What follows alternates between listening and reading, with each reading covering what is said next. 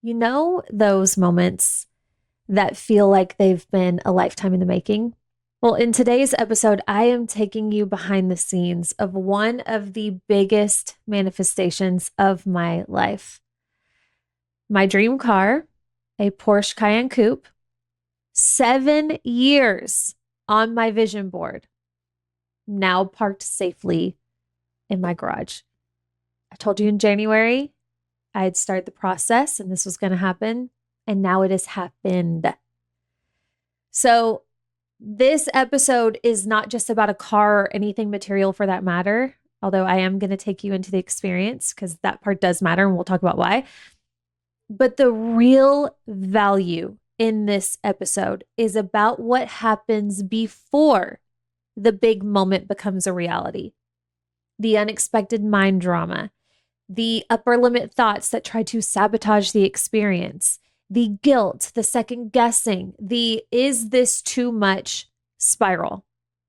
In this episode, I am for sure going to share the whole experience of shopping with one of the leading cult brands in the world and why that even matters, especially to those of you who have the goal of building a business with diehard client loyalty, which I hope that's all of you. But again, more importantly, we're going to discuss how I navigated the wobbles that came right before this dream became real, and how to spot and stop your own upper limit patterns when you are stepping into your next level. If you have ever found yourself questioning your desires, wondering if you or what it is that you want is too much, or feeling nervous right before a big leap, this episode is for you. Let's dive in.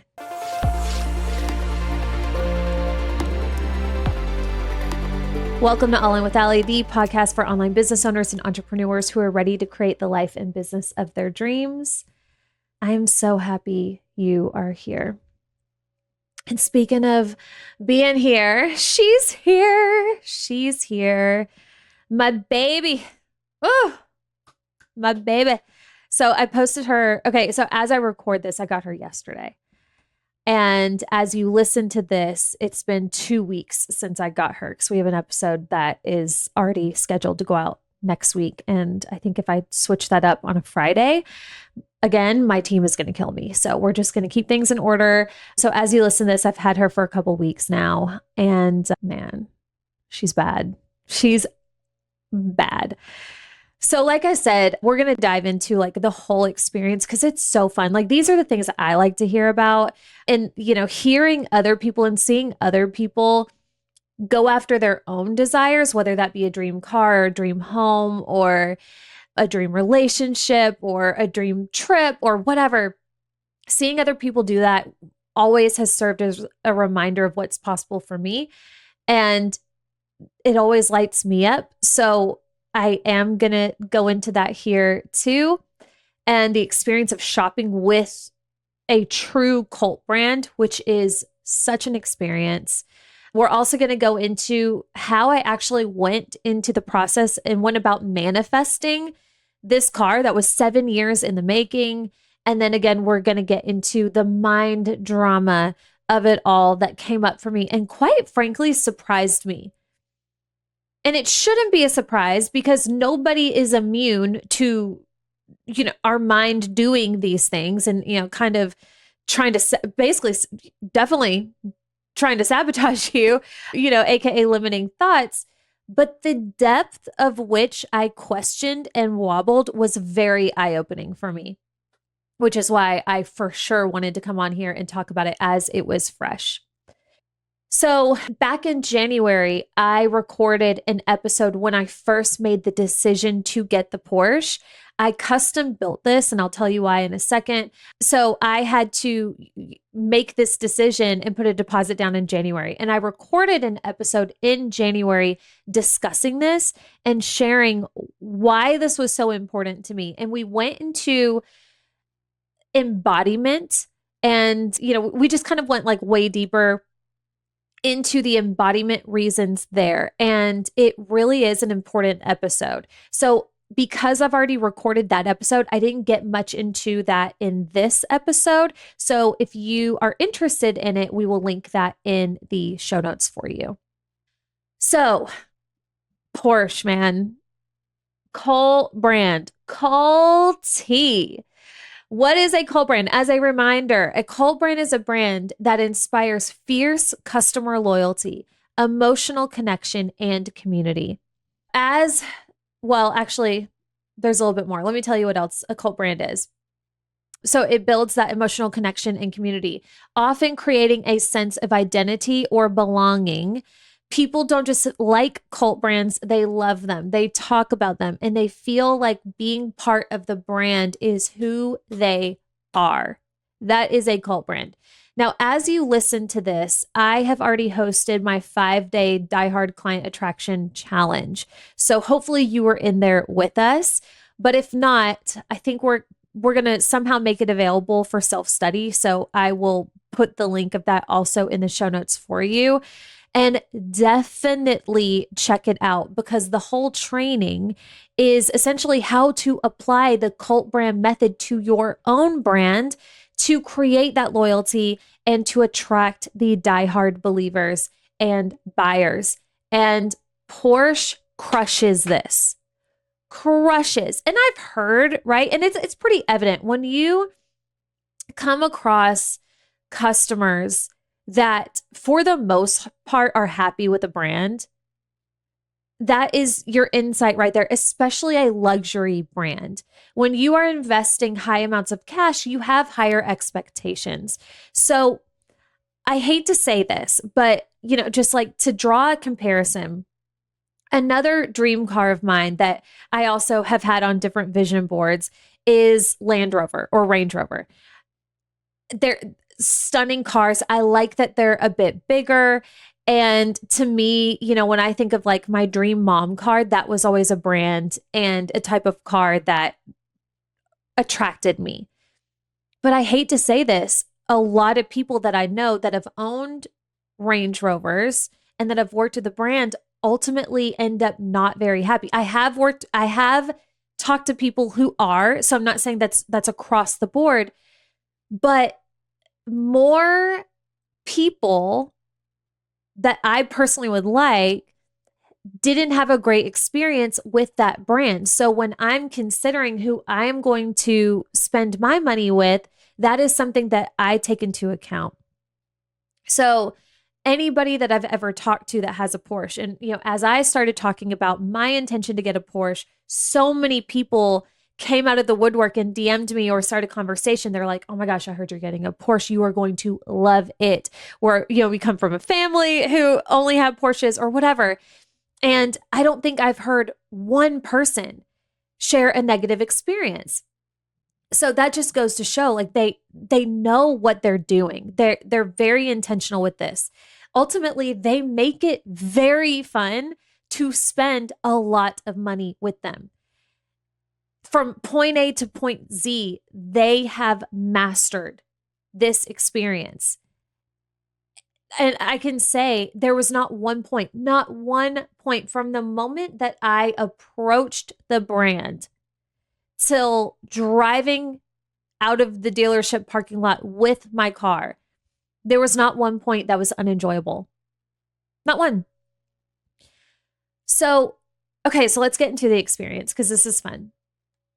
With the particular car that I wanted, I was very particular, right? I knew that if I was going to do this, but by the way, so like to kind of take you backwards, the car that I had previously, that I still have, actually just sold it, but the car that I had before the Porsche was a great car. It's a Lexus. If you know anything about Lexus, they last forever. This car has served me so well. I love this car. I'm so grateful for it. And it's paid off, and it's been paid off for years. So it really, I wasn't in a situation where I needed a new car. Chris just upgraded his truck, and he had to do it because his other truck was falling apart. So he was in a situation where he needed to upgrade to something. I was not in that situation. I got the Porsche out of pure desire because I wanted it. So all of that being said, I knew if I am going to take on a new car, I knew that I was going to finance part of it. That was always part of the plan. I believe in leveraging my cash. So I knew I was going to put a chunk down for a down payment and then finance the rest. And I knew if I was going to take on any kind of additional bill, it was going to be exactly what I wanted. It was going to be all or nothing. So when I approached Porsche, I already had done some research. I knew the type of car that I wanted. I knew that I wanted the newest model of the Cayenne. I wasn't sure the body style. So you can do like a normal Cayenne or you can do a Cayenne Coupe. I ended up going with the Cayenne Coupe just because I like the body style more. It looks a bit more sporty and you really don't compromise on space or anything. The only thing that you do compromise with the Coupe is you can also have a panorama sunroof, which was very important to me. That was a non-negotiable. But in the Coupe, the sunroof does not work. It's just for visual purposes, but it does not actually open. But I was okay to take that. That's fine. Because again, I really like the body style. By the way, my dad, whenever I told him I was getting the Cayenne Coupe, he was very concerned. He was like, why are you only getting a 2-seater? That's crazy. You have kids. And I was like, it's not a 2-seater. What do you mean? Apparently coupe means two seats, but I don't know why, but with the Porsche Cayenne Coupe, it is 4 seats. It's a little bit bigger than the Lexus that I had, plenty of room for my boys and our family. I'm good. So anyway, I ultimately decided to go with the coupe because I like that. But I was adamant. This needed to be black rims, light tan interior. I wanted the light gold trim. I wanted another non-negotiable of mine was you can choose to have the Porsche emblems like on the back of your seats. Some Porsches don't have that, which I think is so insane. Like if you're going to have a Porsche, put the emblem everywhere. So anyway, so I got the Porsche emblems on my seat, on the middle console, and the panorama roof. In the new body style or the new, I guess, models, you can now have a passenger display. So there's like the middle display like every car has, but Porsche has now a passenger display. I don't know if it's just in the Cayenne. I don't think it is. I think it's maybe in the Macan or I don't know. I have no idea what other models it's in, but it is in the Cayenne. And it's literally, it's kind of silly, to be honest with you, because it's right beside the middle display. So, somebody in your passenger seat can either like extend their hand 2 inches to the left, or they can just extend their hand right in front of them. But I wanted it. I think it looks so good. And it was just one of those things like, YOLO, let's get it. So we did the passenger display, and then we also did the rear entertainment for the boys too. Now, when I came to him with these specs, they did not have that model and exactly what I wanted in stock around the country. They had some similar options, but they didn't have, some of the similar options, they didn't have the non-negotiables. And again, if I'm going to do it, I'm going to do it. So we ended up having to build it, which actually was a really cool experience. So, they put in the order, they get it exactly how you want it. And then you put down a $2,500 deposit to essentially lock it in and to officially place your order. And what I loved about this experience is I don't know how other brands do that. Maybe all brands do this when you custom order a vehicle. I don't know. I've never done this before, but I can imagine there might be a brand out there where like, okay, we'll call you when it's ready. We'll call you when it's on the way. And then you're kind of just like twiddling your thumbs, waiting for updates. Well, Porsche has what's called a My Porsche app. And when you log into the app, it has your car, all of your specs right there. So you can like swipe through and look at your pictures and exactly what you're ordering and exactly what's coming at any time, which is really fun for visualizing and manifesting. And it tracks the whole process. So it lets you know the exact step that they're at in the building of your car. So when you place the order, there's a couple of weeks buffer where they're giving you time to make sure, okay, yes, I definitely want to do this. And this is exactly what I want. And then phase 2 is they start the production process. And I think there's ultimately, hold on, I'm pulling up my app right now. I'm going to tell you how many. Yeah, there are 11 phases in this. And it just walks you through, okay, now the production has started on your car. Now we're taking, the production is complete. Now we're taking your car to the port because they build these in Germany. We're taking your car to the port. It lets you know when the car gets on the boat. And then you can actually track the boat as it heads over to the States with your car. It lets you know when it's reached the port. And then you can also track it like as it's on the truck headed into wherever you are. So there's really no questions at all. And, it sends you a notification when you're at a new step. And it just made it so fun to be able to know and to prepare for that process. And Porsche estimated it would be about 3 months for it to get to me, and it was right on time. Okay. So when it got here, my sales rep, shout out Patrick, sent me a text. He was like, your car is here. Let me know when you want to come get it and we will prepare it for you. Because they, I guess they want to prepare and know when you're coming because they do like a whole thing and they want to do one final detail on it and then put it in the showroom for you. At least that's what this dealership did. So he let me know. And as soon as I got this text, this is when the mind drama super, super took off for me. It was like all of a sudden it became real and it was time. Like it was time to plan to go pick up this car and make this a reality for me. And that's when all of that really kicked up. So we'll get into that in a minute, but I just want to note, like, as soon as I got that text, my body was like, oh God, this is real. This is happening. So anyway, more on that in a minute. So I got the text. I didn't know that it was coming this week. I knew it was soon, but you don't know how fast it's going to get from the port to, we're in Nashville or outside of Nashville and the dealership's in Nashville. So I didn't know how long that process is. So as soon as I got the text, I was like, oh gosh. And as I record this, next week is a very important week. I'm doing the 5-day Die Hard Client Accelerator Challenge. So I really didn't want to interrupt any of that momentum with dealing with the car and doing those sort of things. So I was like, okay, I need to get it this week. We had to move a few things around. And ultimately I decided to do it on a Thursday. And Chris had a day full of calls. So unfortunately he couldn't take me. I didn't want to drive my car because one, I had sold it and it's getting detailed.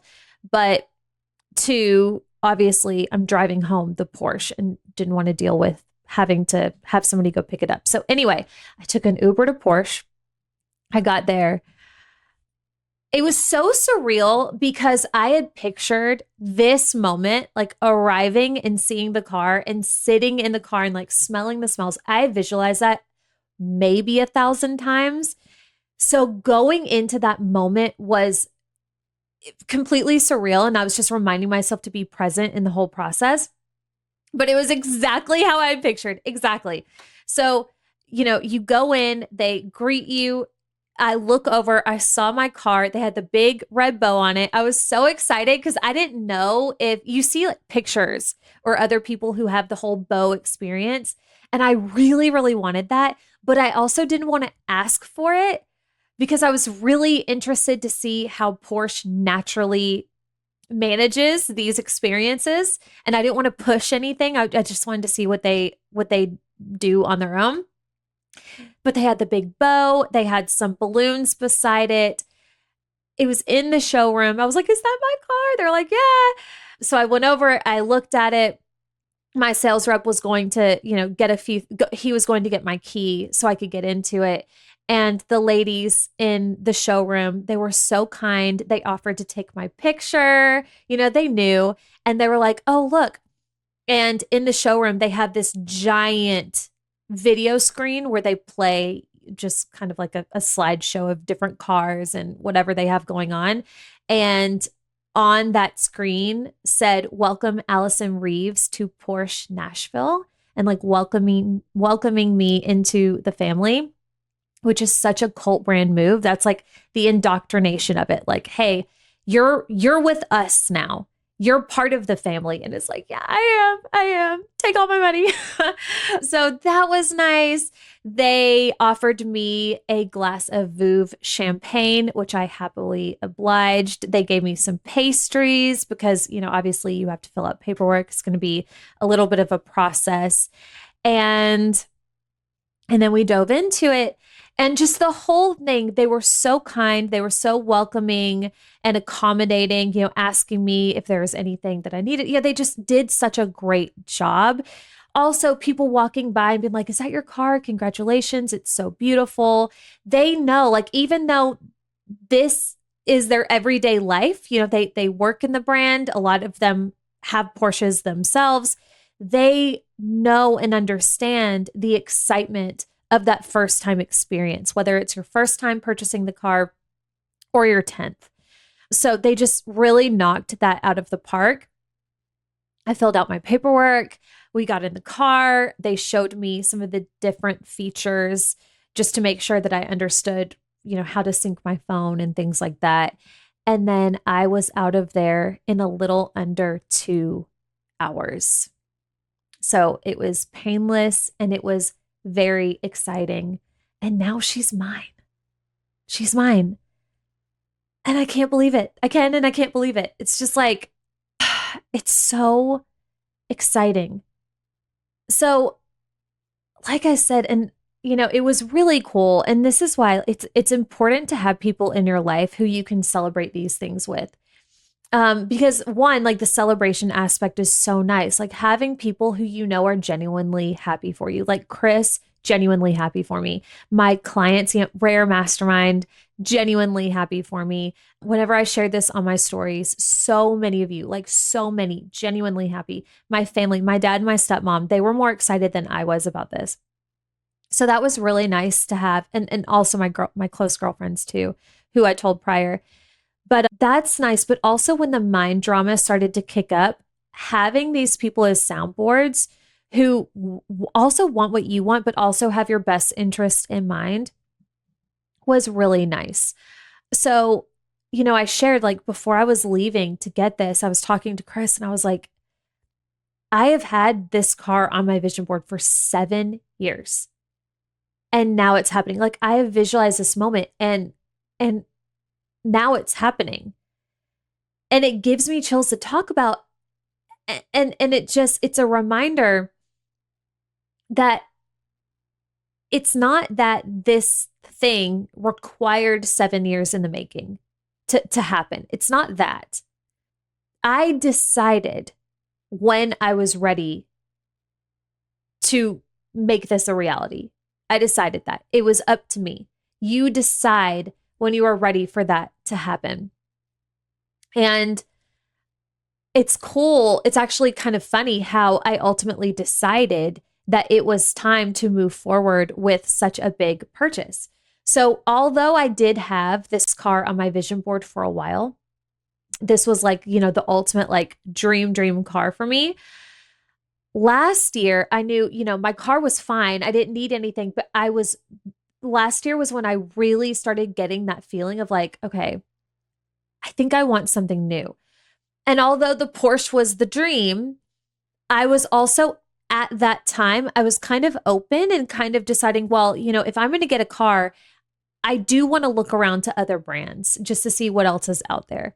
And prior to this, I had seen an Audi, and I can't remember the body style of this particular model or what the model was, but I saw this Audi. I was like, I really love that body style. Like it was a sharp car. It was so pretty. And I was like, maybe I'll go look at Audi. I've heard pretty good things about it. it doesn't hurt to go look. So one random day last year, I had a free day and I was like, you know what? I'm going to drive in and just take a look-see and see what stands out. So I pull up to Audi and I go and I look at this particular model, and it was nice for sure. But the only way that I can describe it is like when you know, you know. And I wasn't getting that visceral knowing. You know, it was kind of like, this is nice. Like, this is so beautiful. But it wasn't it. It wasn't the one, you know? Well, lucky for me, right next door is the Porsche dealership. So I'm like, look, I'm in this Audi. I'm looking over at Porsche and I'm like, well, when in Rome, while we're here, let's just, it doesn't hurt to go look. So I went and I popped around to some of the Porsches. And the second I sat in the car, it was like, oh, okay. Okay. There's a difference. For me, there's a difference. I was like, damn it. Why? Like, why? Where did this taste come from? This is like so insane. If you only knew, like, there's no reason why I should have the champagne taste that I do, but lo and behold. And the reason why is because I feel like it's all divinely written. There's a reason why you want what you want, and I want what I want. And in that moment, I knew for sure I want a Porsche. I don't want an Audi. I don't want this. I want a Porsche, honey.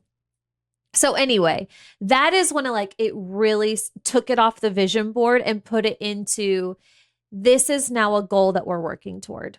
We are actively taking steps toward that. There was no comparison. And, it started as this feeling, because obviously that was last year. There was time. I didn't put the money down for this until January of 2025. So the moments in between were the warm up for me. And the way that I describe this, because I get asked about this a lot. People will often ask me, how do you know when it's time, when it's the right time to make a big leap? And I do think there is a time, of course, there's a timing aspect, especially for big moves that can and often does come into play. But typically, you're already considering the move before it's quote unquote the right time. It's already the seed has already been planted. So the way that you can kind of think about this is when it comes to anything big that you're creating, any big leap that you want to take, there's first the seed planting phase of I think I want that. I think one day I would like to be married to this type of person. I think I would like to drive that kind of car. I think I would like that type of house. I think I would like to have that type of business or have a podcast or be in that mastermind or whatever the thing is. That's the seed planting.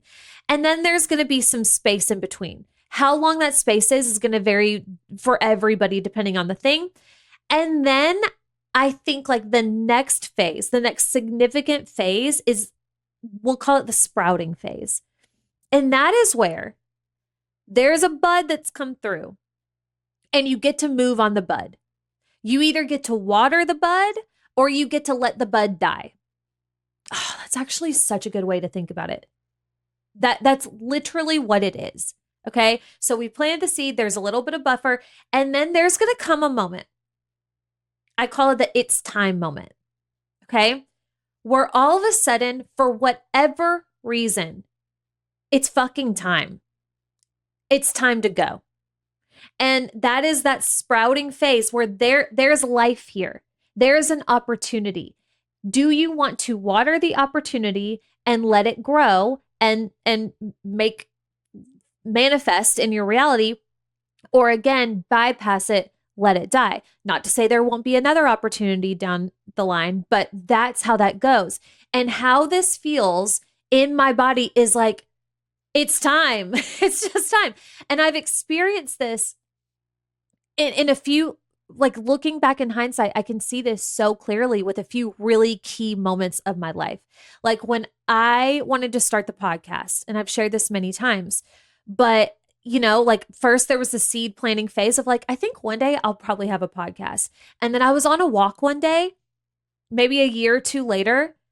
And the only way I can describe it, I was like, fuck, I got to do this today. Like it's time, and then like I got the ball rolling and I never looked back.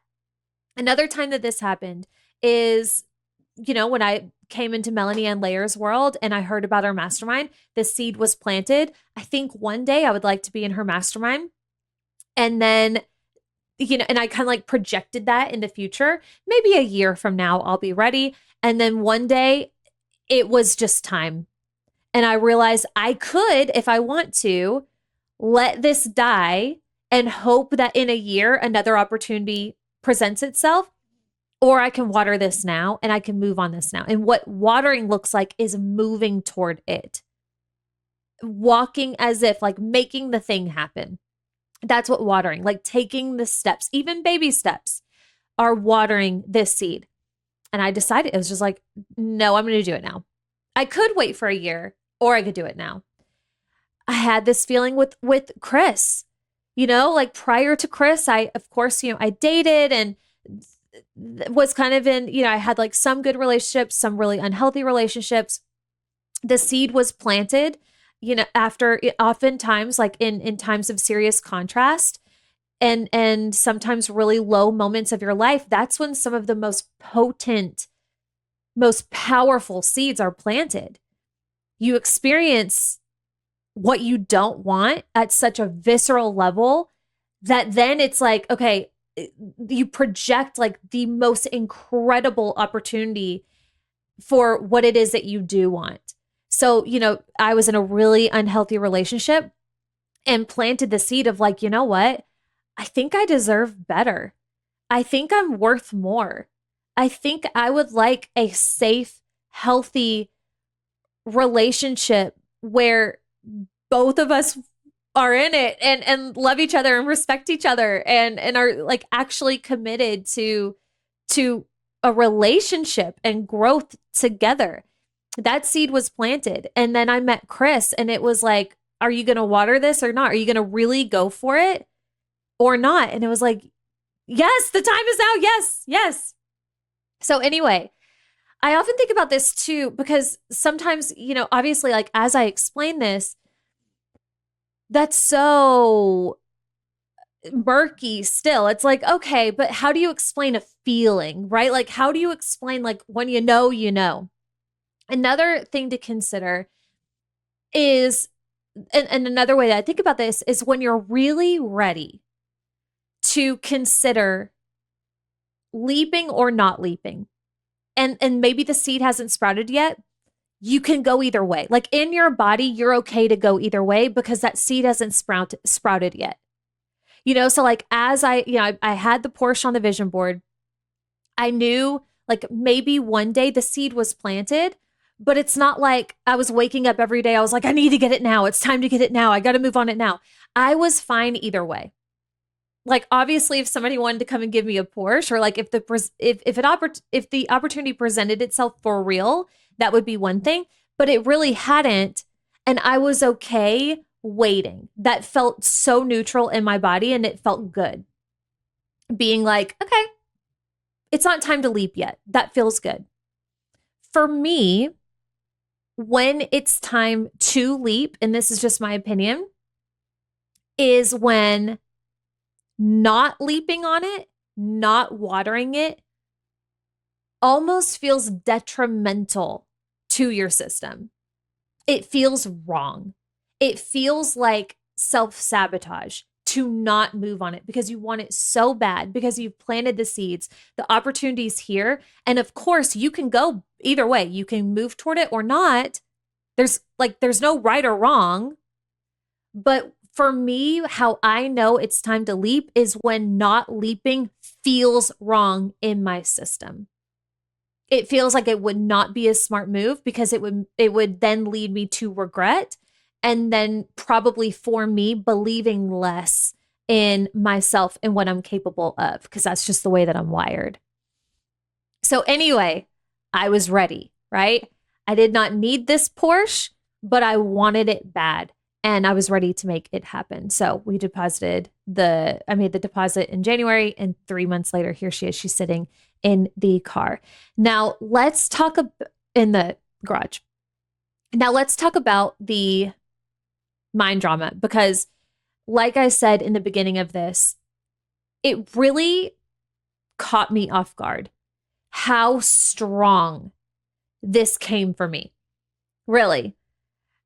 Because if I'm being honest, like, it's okay for me. It's not like, I mean, yes, taking on any kind of new bill, especially, something like, a Porsche, taking on that responsibility, it's a big move, but it's one that I was making responsibly.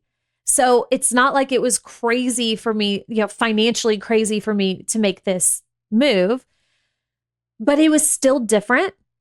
It was still new, and it was still a stretch, and it was outside of my comfort zone. So as the days approached and this Porsche, and I could watch it, right? I'm like tracking it. And as it was getting closer and closer to Nashville, I noticed that my excitement went from excitement for it happening to more of like a feeling of nervousness and fear and questioning if I should move toward it or not, if I should actually move forward with purchasing or not. Now, if I've learned anything from building a business and dedicating my life to full growth and evolution, and also the women that I work with, like, this is where we align. Like, we're all just like, go big or go home, fully dedicated to constant evolvement. If I've learned anything from that, it's that anything that's going to take you out of your comfort zone is going to bring up questions in your mind. That is just the science of our bodies. That's how our brains are set up. Our brains are still set up to keep us safe. This is a good thing. So I understand, and I knew this going into it. And for me, these questions sounded like, is this foolish? I don't need this car. What am I doing? Is this the best place to spend my money? Is this too much? Is this a stupid financial decision? What if? Okay, oh my God, the what ifs. What if this happens? What if that happens? What if this with the economy? What if that with the business? What if what if? Not one thought of what if everything goes great? What if my business does it? Not one positive what if, all negative, all worst case scenarios. What I also found interesting too was how strongly this experience brought up feelings of guilt and shame in me as well. All of a sudden, I became hyper focused on other people's vehicles and feeling bad about it, and thinking well, some people don't even have cars. And so look at the car that they're driving, and is that even safe? And they have kids, and oh God, and fully projecting myself into people's shit, and getting so just putting myself where I don't belong.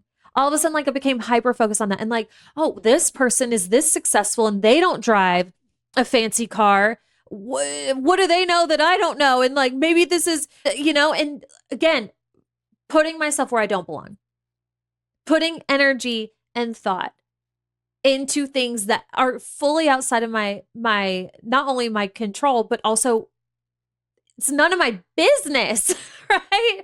What somebody drives and why. There were times, and some of the probably best times when it comes to the building of who I am today was when I was driving a freaking hoopty. Do you know how many hoopties? I did not get a car in high school. The amount of beat up, dangerous hoopty cars I've driven in my lifetime, gave me character and planted the seeds for the Porsche that I have today. Like it all was for something. So who am I to project myself into somebody else's?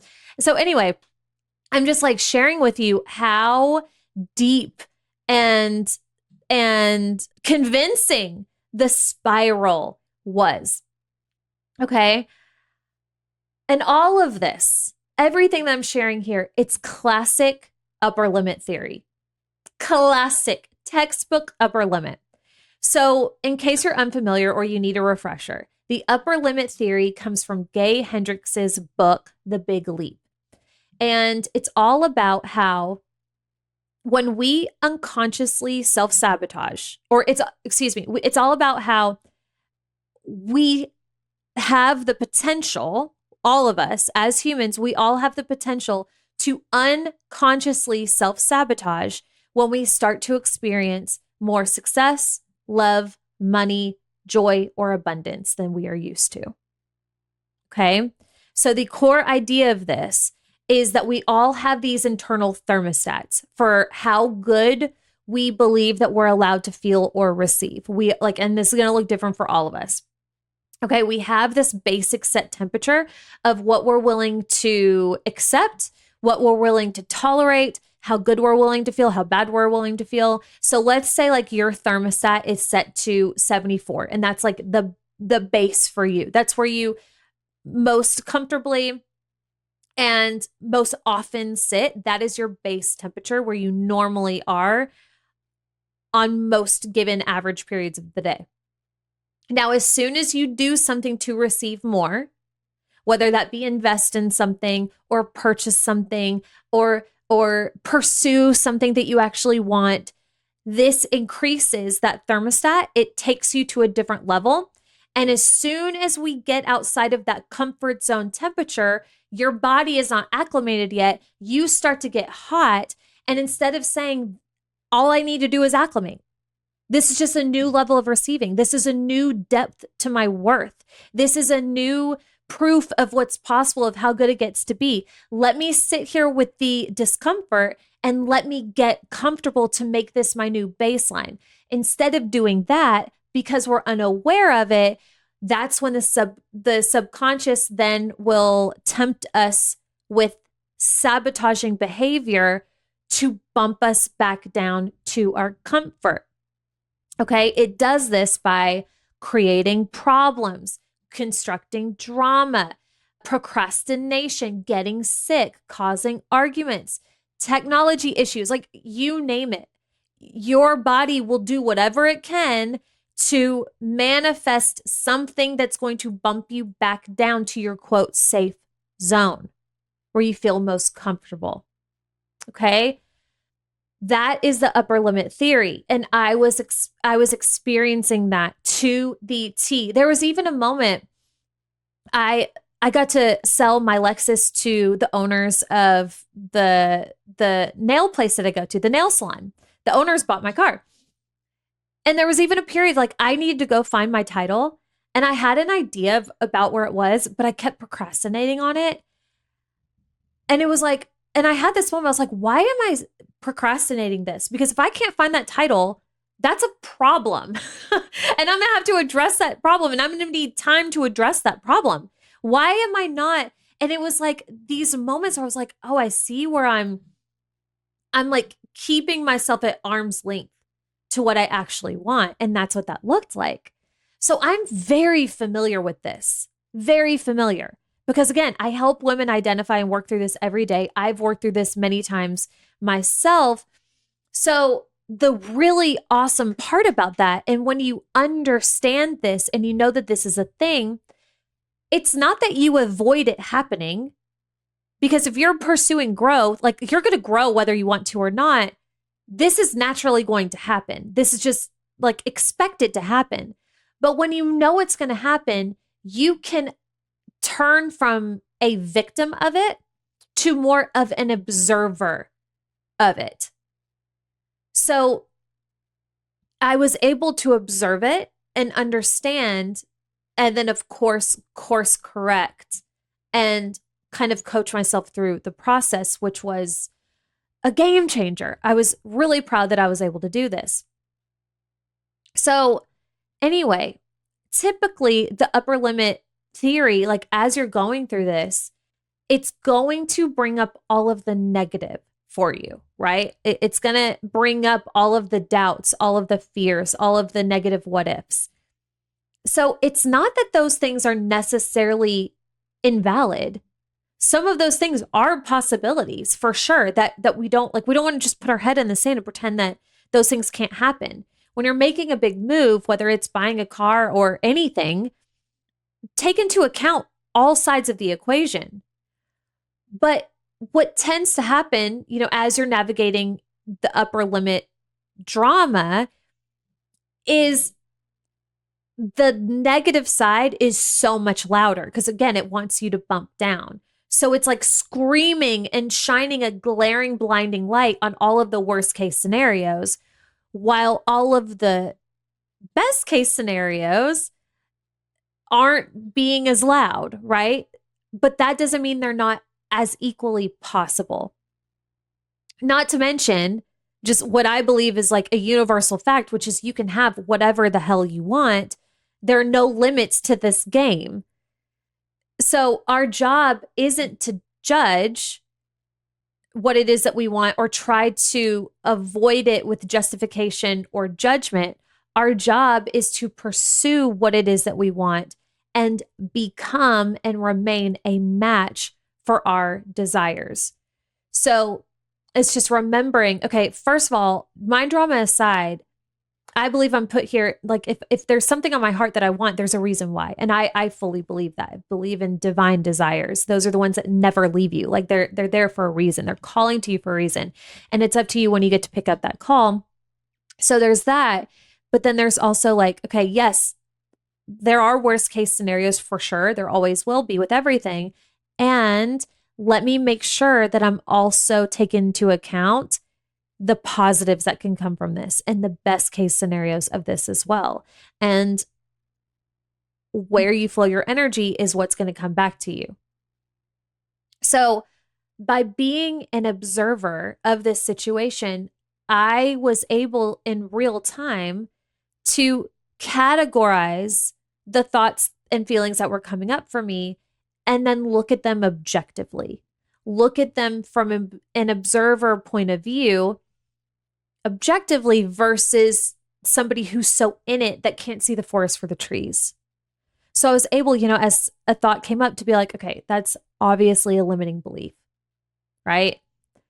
Is that thing, is the thought that this is going to ruin me and this is going to take us into financial ruin and this is going to be the worst decision ever and my husband's going to hate me and all, like, do I ultimately believe that that's a possibility or that can happen?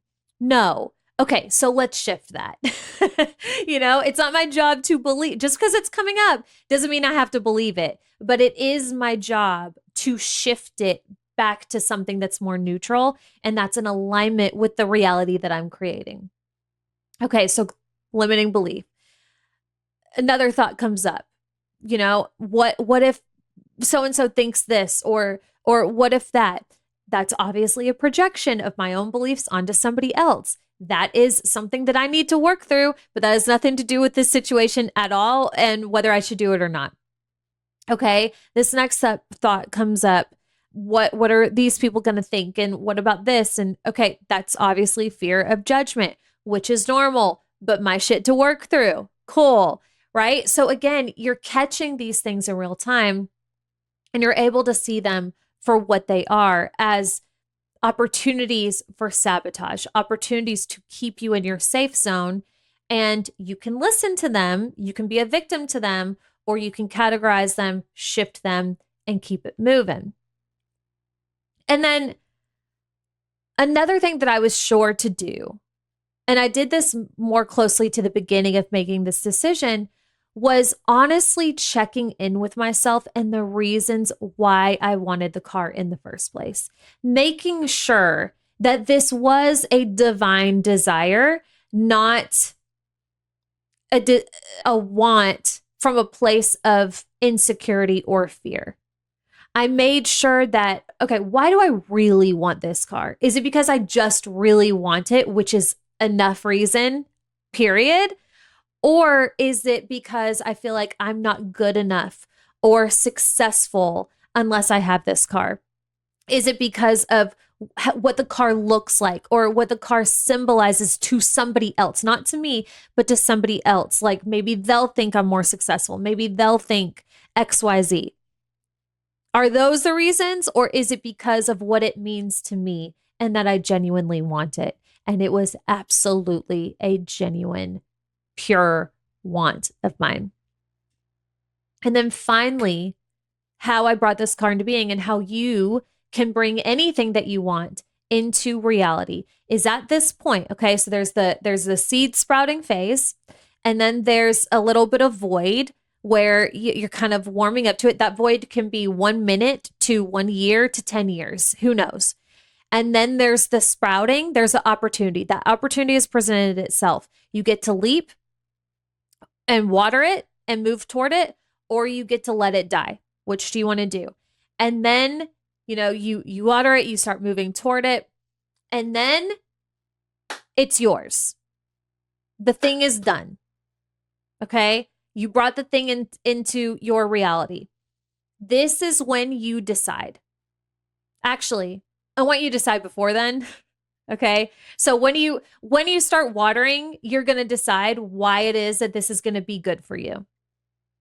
What is in it for you? Not just like having the thing, but how is this going to shift you in terms of embodiment, in terms of your energy, in terms of how this makes you feel and what you believe and the frequency that this is going to put you in. Decide how good this is going to be for you and how this is going to work for you. Okay. So you're going to do that through the process of making it happen. And then it's yours. And you're going to decide and keep deciding and redeciding and redeciding and redeciding based on that best case scenario. So before the thing is yours, before the thing is officially yours, you can go back and forth on it as much as you want. And you will, because of the mind drama, right? There might be a little bit of questioning. There might be a little bit back and forth. There's nothing wrong with that at all. That does not mean that you're not a match. That does not mean that you're not meant to have it. That means that your brain is doing exactly what it's meant to do and it's keeping you safe. Okay, cool. So you're going to go back and forth, decide, redecide, decide, redecide. But after the thing is here and you've officially made the move, you've officially leapt. How you leap successfully and not fall on your face is there is no more back and forth. It's all in energy. It's mine. It's done. It's dusted. I am committed. This is going to be the best decision I've ever made. This decision is going to be one of the best. Like I will look back fondly on this decision. This is it. Again, before you leap, consider all day long. After you leap, that's done. Done. And if you wobble, which is fine, you redecide and you remind yourself, no, this is already done. There's no going backwards. There's no more, like, I'm not playing that game. We're here. And this is what we have decided. What is that decision? This is going to be the best decision, one of the best decisions I ever make. That's it and only it. That is how you make a decision the best decision. I actually did a whole episode on this. I'll find it and I'll link it for you too if you like that vibe. This is one of the most powerful energetic strategies, one of the most powerful energetic strategies I've ever experienced and I could ever teach is the power of your decision and recommitting. When people leap and then fall on their face and it ends up being what looks like a bad decision, and ultimately there's no bad decisions, like everything works, there's a reason for everything. But in the short term, why it appears as if they've fallen on their face, I believe is because they've leapt, and instead of fully committing to the leap, they're like trying to turn around and hop back on the ledge, right? There's no, they're not all in. And I always think of relationships with this, right? It's like somebody, faux committing to a relationship, or like going through the ceremony of getting married and then getting in the marriage and being like, should I have actually married that guy? I wonder what that guy's up to. What's he? Maybe I should slide into his DM. Like we're not setting ourselves up for success here because you're not fully committed and all in. So if you want something to work, that is a surefire way to make it work, is you commit and you do not go back on it. Okay? Thank you so much for listening. Thank you for those of you who celebrated with me in the creation of this experience and getting the Porsche. It meant the world to me. I get excited when people do fun, big things in their lives, regardless of what it is. And it felt really good that I have so many people in my world who do the same.